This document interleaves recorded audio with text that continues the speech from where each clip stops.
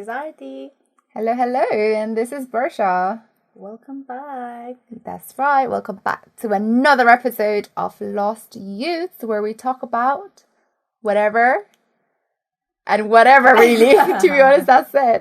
I think we started out with this podcast being like, oh yeah, we're gonna have to do this because, you know, we're lost and people out there are lost as well, so we can help one another. And it kind of just turned into a whole, I don't know, another segment where we're very much lost and we kind of just talk about whatever and whatever really. Yeah, whatever crosses our path and what we find interesting that we want to share with you guys. But I think we do kind of like try to, at the same time, educate people as well. So I give ourselves credit for that.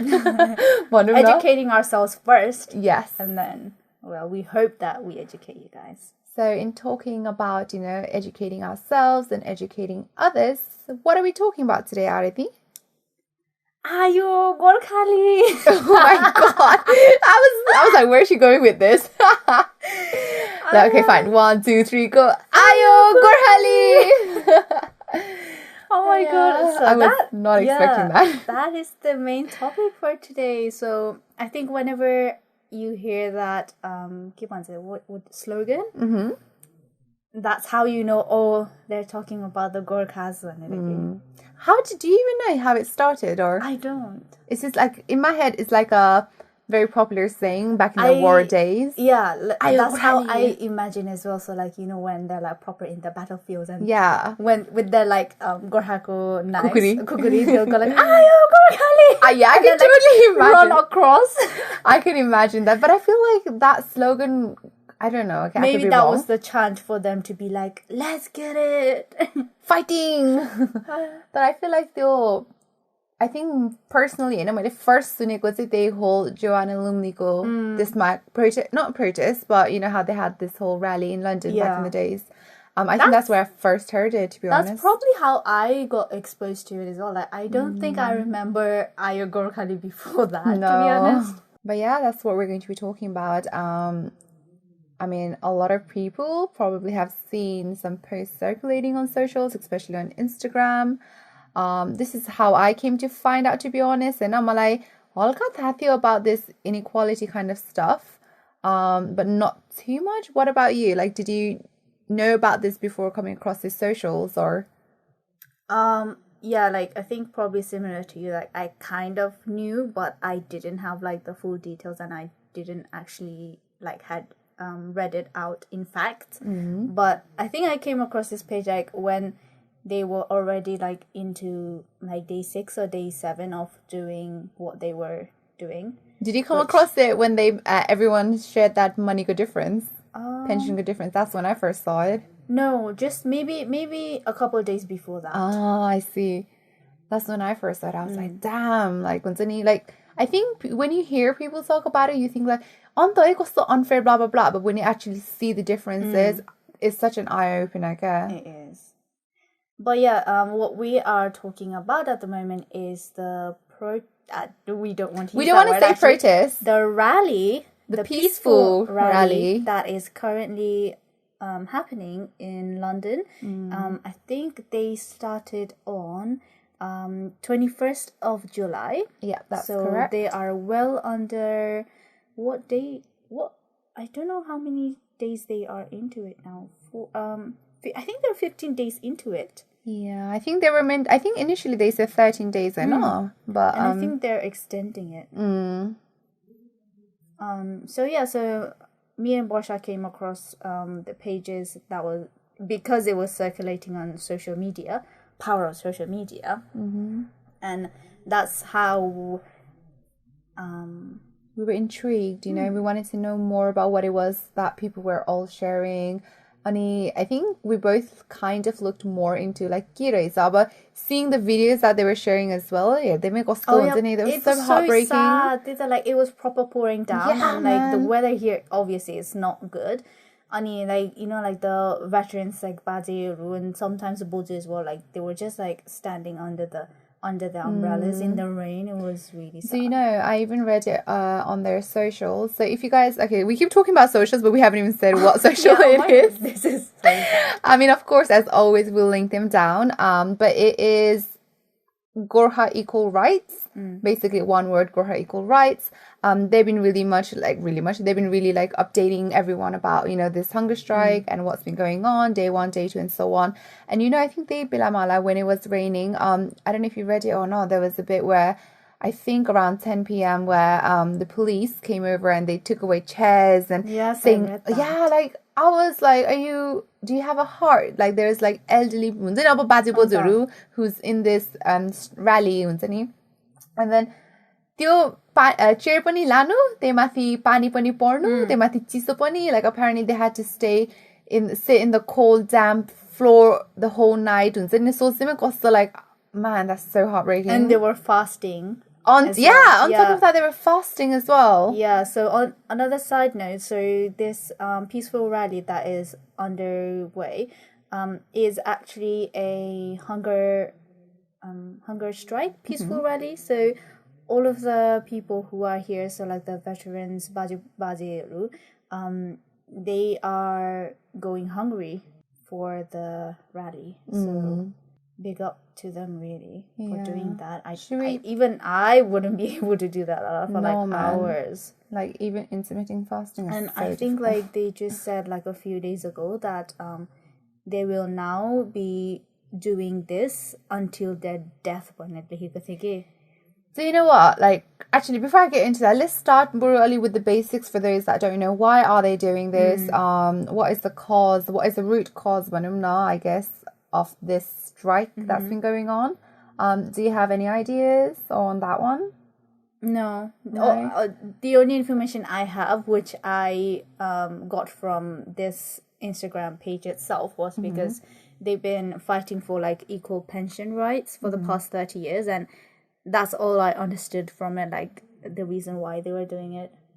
So basically, so they're campaigning for equality because Gorkha veterans who retired before 1997 are not eligible for a UK armed forces pensions. So whether they were made redundant or they finished their service, if whatever it was the case before 1997, if that had happened, of course, you give your life, you give you're sacrificing everything to the British Army, fighting for them and everything. And last Nagorda, they're not treating you the same way that they're treating the rest of the British military, I guess. So they are fighting for this yay reason, basically.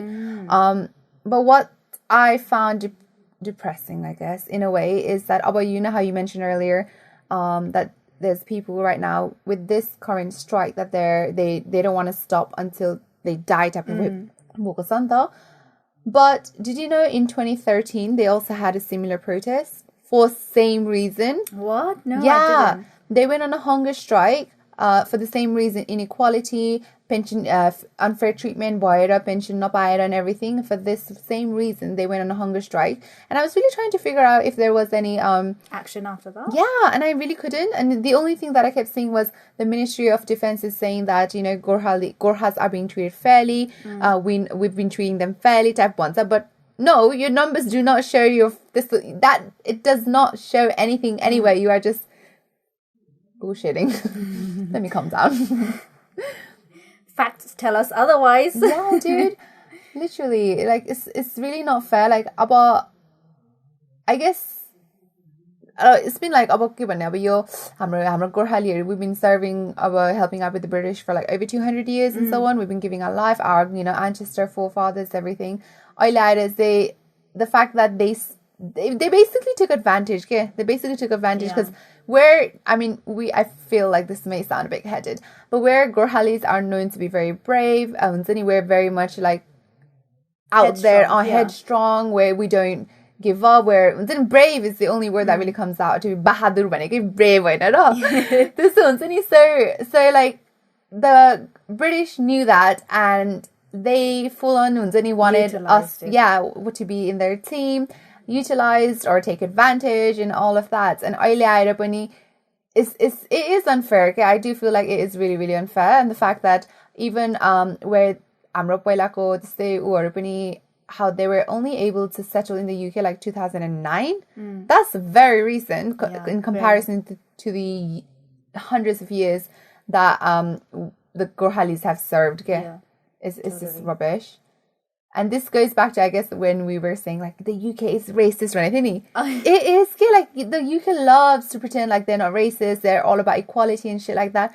But they're fucking racist, not even joking. Like, they are undercover racist. Exactly what my dad says as well. Like, you know, like, from the outside, they'll pretend that everything's good and everything's equal. But, like, underneath, like, it's not like that at all. Like, they still discriminate against us so much.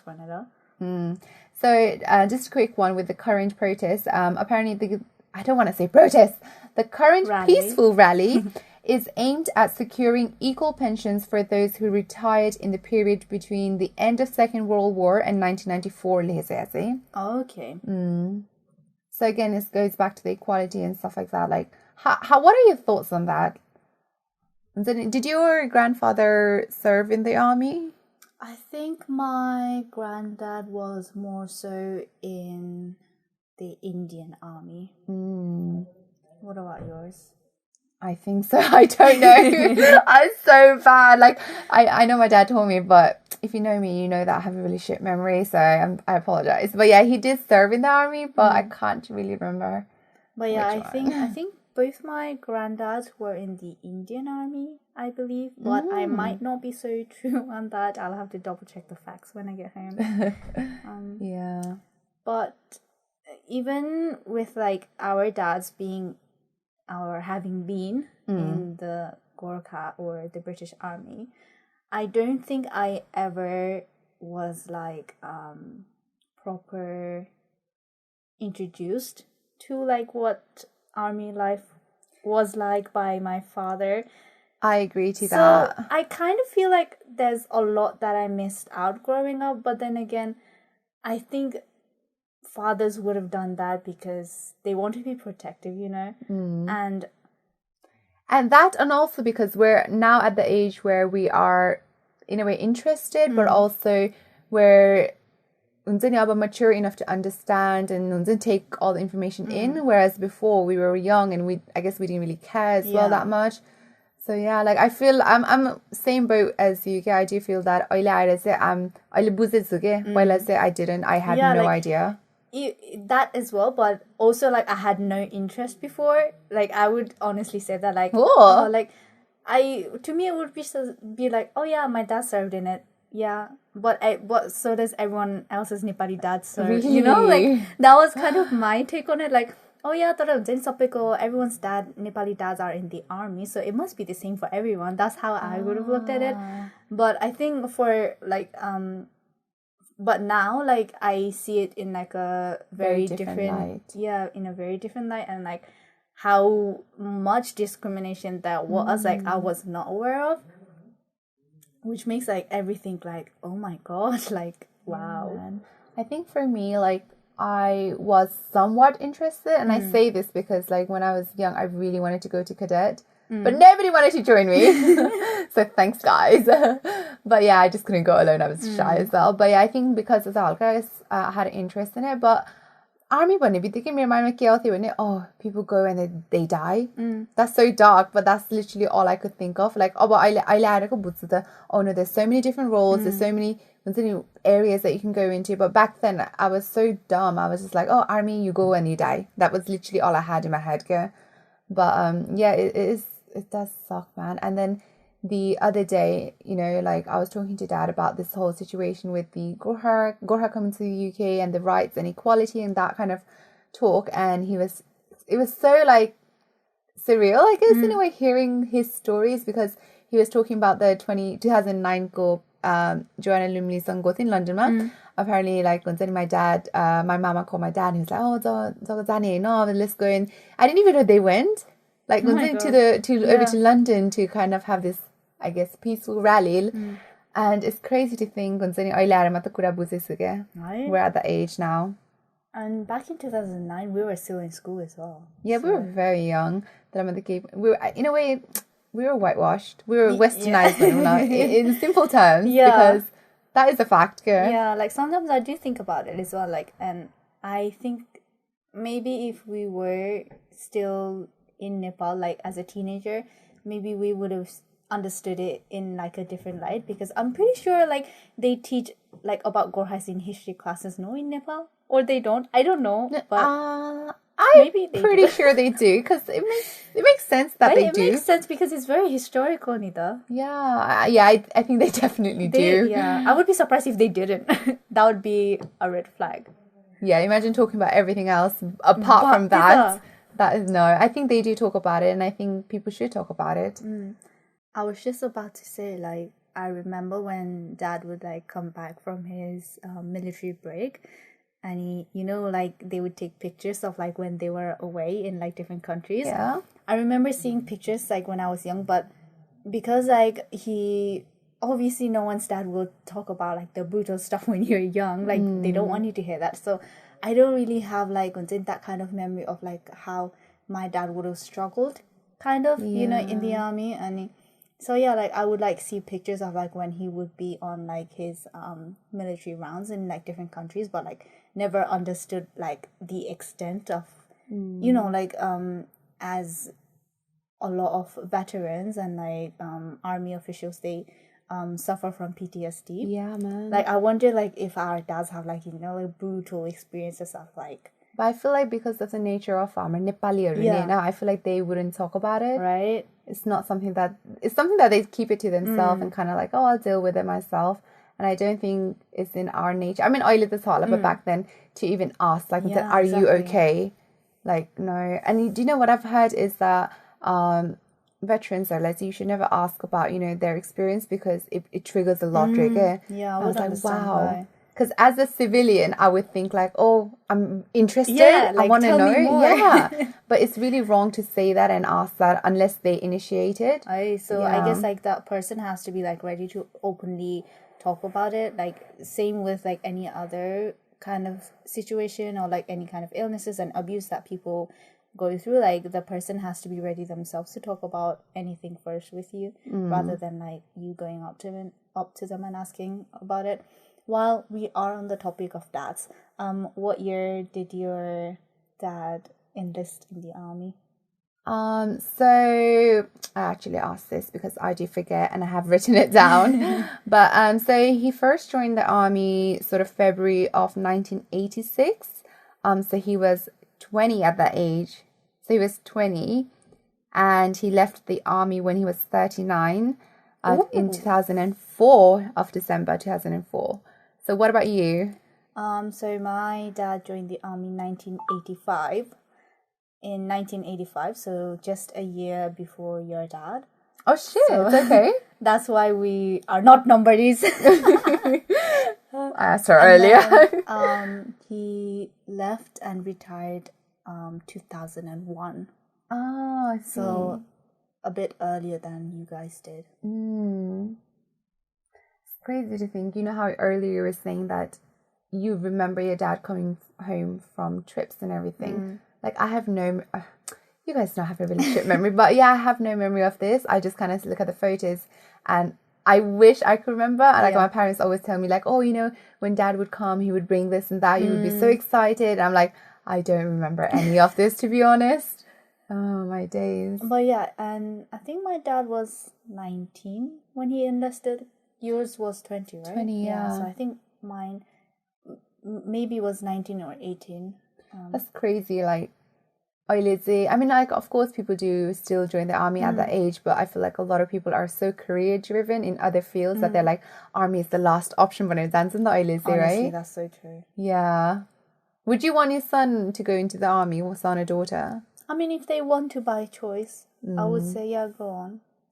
There's no reason to stop them. As long as they're fully aware of the extent and, you know, what it really is to be an army official. Yeah, true. So going back to the topic, as we always do, waffling on, but some of the, I think like Gurkha Equal Rights did share this, just to give you a little bit of, I guess, understanding in the difference in the pensions that, you know, British, army, British military person, what do you call them? Like, what was the right term for it? I actually don't know, just... Okay, let's say somebody that served in the British Army who is not a Gurkhali, in 1989 Kukurayoze, if you were a captain and if you were British, let's say, you would be earning 6,348. Whereas if you were a captain and a Gorhali, aka Nepali, back in 1989, you would earn £606. That to me is wild. That was a shock. Yeah, and this is the post that I mentioned earlier. This is the first post that I literally saw everyone sharing, and I was like mind blown.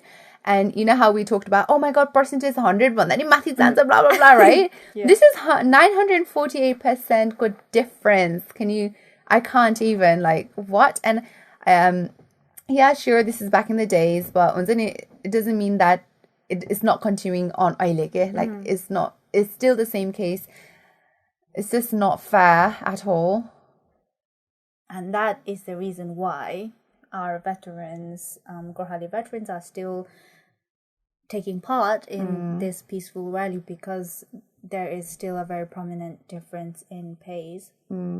There's also, I think, like, there's widows and wives that have gone and done their sort of bit for their husbands. And yes, it's just, I mean, there is a protest going on the 7th as well, but I feel like by the time we upload this, we'll probably pass that date now. Oh yeah, so the day would have been yesterday if we talk in terms of future. So on the 7th, right? So 7th, yeah, 7th of August, the peaceful protest would have happened by now. I wish I was there, but I'm not, because I don't know if I'm going or not, but I really want to go. But yeah, I hope that people do go there and, like, kind of, I guess, support this movement, because I feel like this is a way of raising awareness, and we do need to speak up and raise awareness, as we always preach about, you know.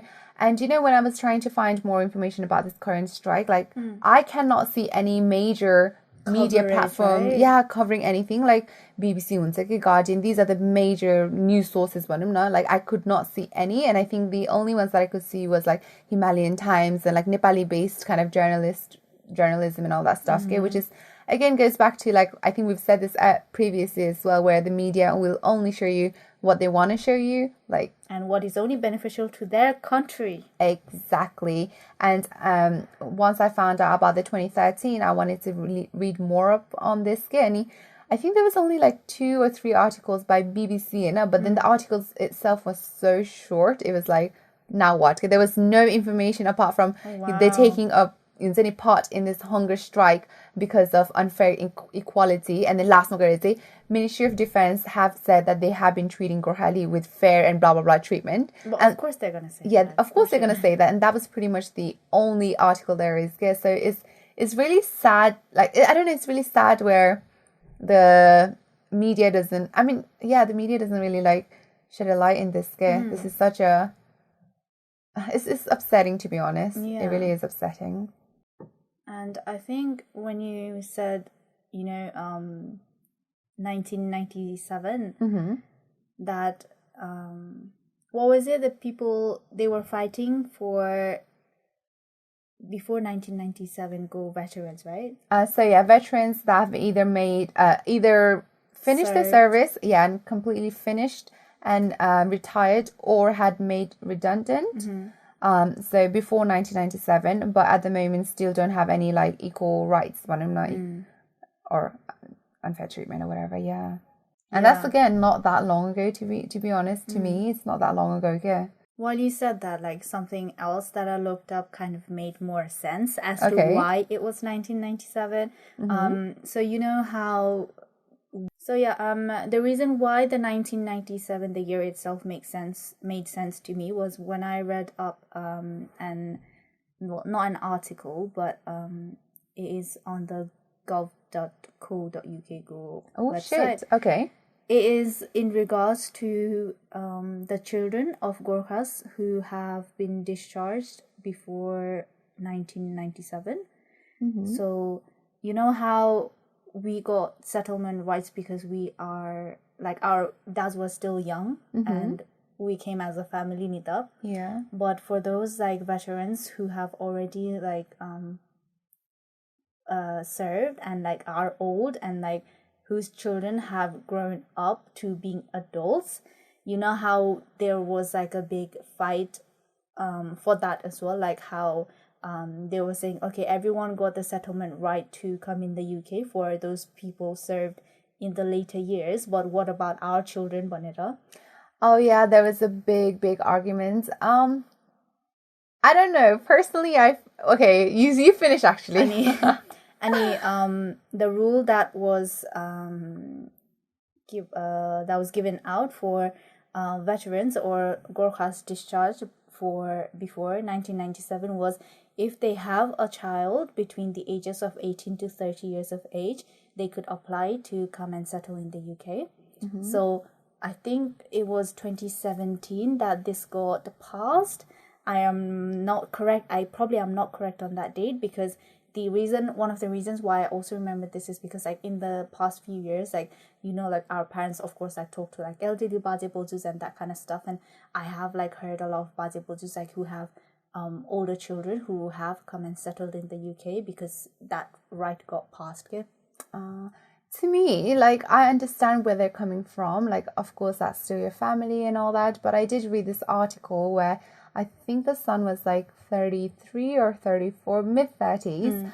And they were fighting to come to the UK. Okay? So parents were able to come here, but they were not. And they were really fighting hard, saying, you know, like, it's not fair. We're still a family. But I found it a bit silly because, of course, yes, they're a family. But, you know, I feel like at the age mid-30s, maybe you also have your own family. So even though you're thori boy, you were... I don't know. Do you get what I'm trying to say? I get what you mean from that side. But also, those people who were fighting were probably those who were not married, maybe, most likely in the case. And who still wanted to come over and, like, start a new life. You mean those mid people when they go? Oh, possibly could be a reason. But the other thing that I do find a bit sad is for children who are older and who are unable to come. I do feel like a lot of parents are being forced to stay here to collect pension just so they can send it back home. Yeah, that's also true. I've heard horror stories. You know, kind of like forcing your parents to go to the UK, and they've been left in the airport for 3-4 days because the parents have no English, and they didn't have anyone to guide them. And I've heard horror stories like that. So I guess it's like, do they decide? Yeah, those. But it's terrible. So actually, because Barsha mentioned about what if that child who is already 30 or above. So if you are 30 and above, of course, the law will just refuse you. Over 30? Over 30, yeah, okay. They will refuse you. So the age that you have to be to gain settlement here in the UK is between the age of 18 to 30. But if you are older, then you are just like refused right away. But if you are within those age, and if you have a family, like you mentioned, if they had a family, then they will be denied as well.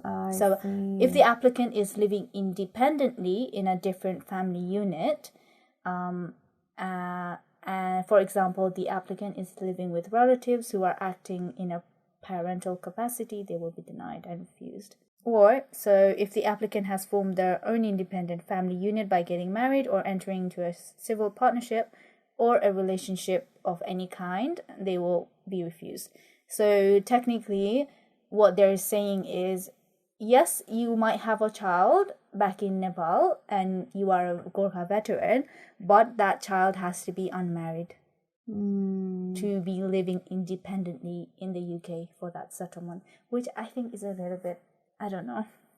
But then again, I haven't read up about all of the rules and regulations on how it works, so don't count me on that. Don't basically count us on all the information that we're giving you. I mean, we know a little bit. Research. Yeah, like as we always say, because like I feel like we're still learning and we're trying to share what we can and what we know, but at the same time, take it with a grain of salt and do go dive deep and then do your own further research. But yeah, do you know the reason that they're doing this? Well, initially they planned this for 13 days. Apparently it's because it's they did the 13 days to honor the 13 Victoria Cross winners. Did you know that? Oh no, Yeah, that was really, I thought that was really sweet. But of course, Aw. with I think they've extended, like we said, they've extended a little bit more. Ali, I know. Yeah, because They've they're extended already it. on their 15th day. Mm. So I feel like it might even go on for quite a while, to be honest, because like you said, Anna, like many of the media headlines are not catching the attention, and I feel like that is what they're trying to do in some kind of way as well, like trying to gain a bit more mainstream media to shed a bit of light on it. Yeah. But that's the thing, like, it really bothers me because they did this back in 2013 and I don't know the results because there's no article on that. Our free oil and they're saying they're going to carry on until, like, they pick. Then, of course, they're doing this for, number one, equality, to gain the pension good rights and everything, but also at the same time to raise awareness. But if none of the media is catching up, then picking this up, then how long will this go on for? That And that really breaks my heart because they're literally out there under the rain in this damp cold weather and the government is just turning their backs on them after the fact that we've served our forefathers and grandfathers and our ancestors and all that, they've served for over 200 years and right now they're giving them the cold shoulders, which is horrible, to be honest. It's just an endless cycle, isn't it? It really is. And I wouldn't even be surprised if this hunger strike were to end and in about 10 years there's going to be another one. I'm pretty sure there will be.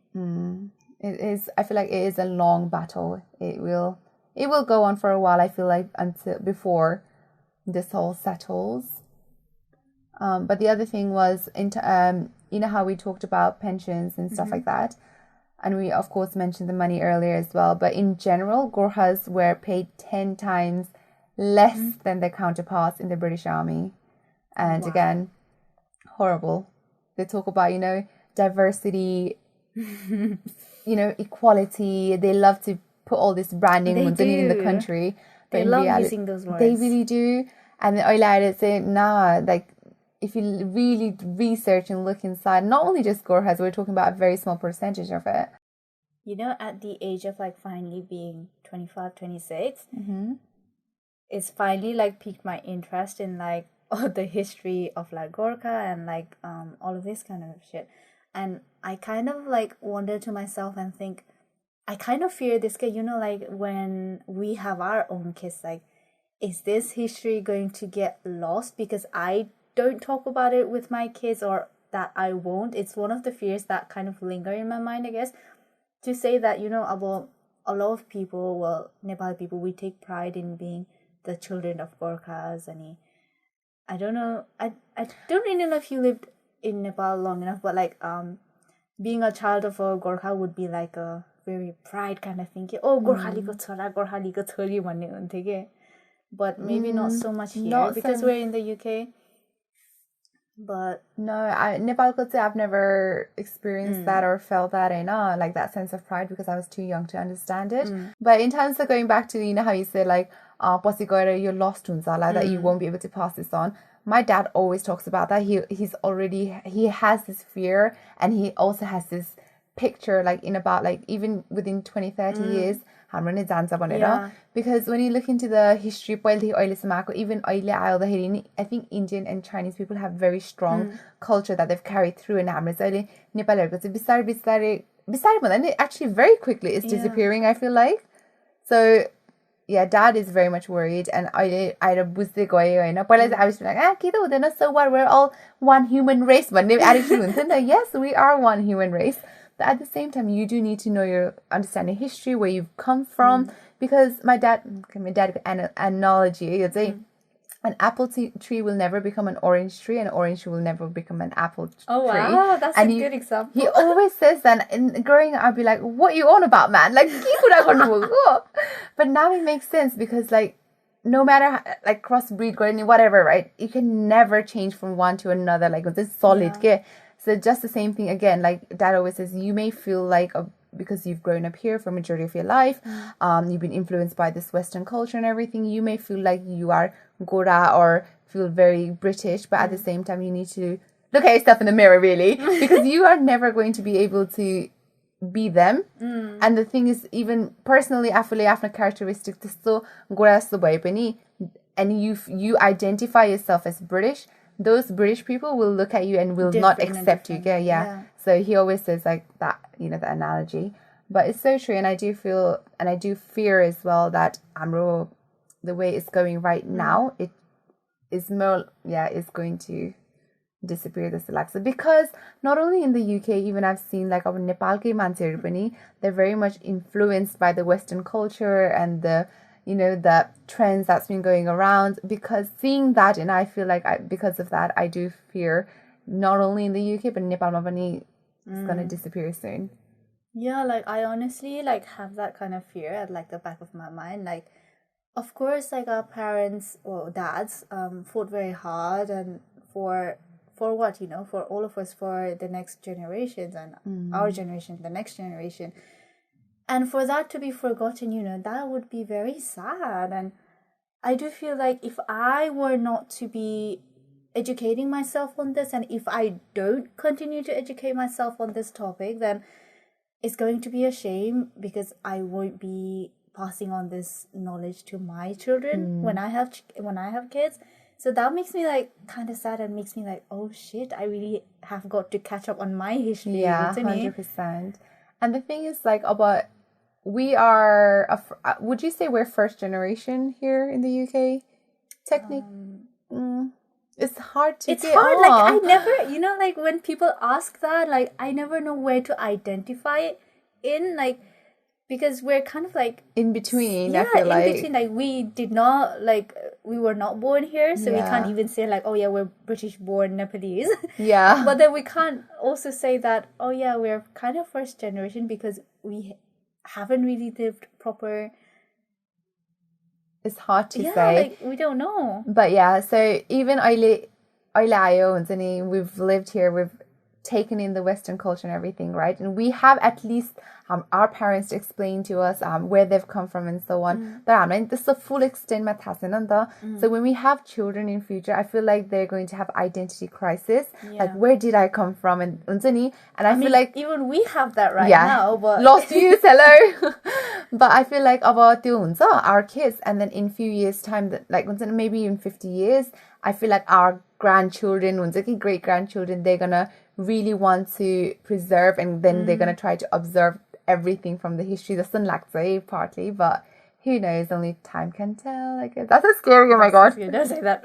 That's really scary. I know. I just had a picture of the future, but no, I think we do have to really just educate ourselves. And I do find it like really, really, really, really, really, because when I see like other youth in the UK, like sharing, creating pages, you know, trying to educate not only themselves but the public, like such as this page, and then raising awareness, keeping everyone like informed. So it really does like warms my heart seeing that one. Yeah, like if it were not for this page, we probably would not know that this was even happening right now. So no, it's like, oh, okay, but your page here, I think the main source would be like BFES radio, which we don't even listen to. It's much more, I guess.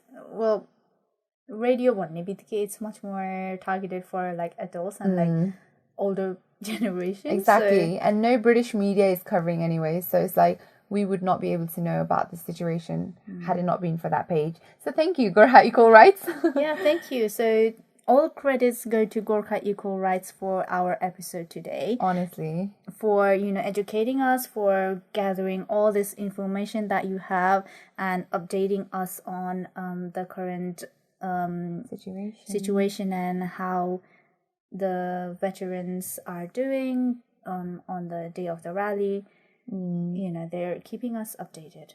Thank you. And yeah, learn your history, guys. It's never too late, because, you know, we are only just starting now.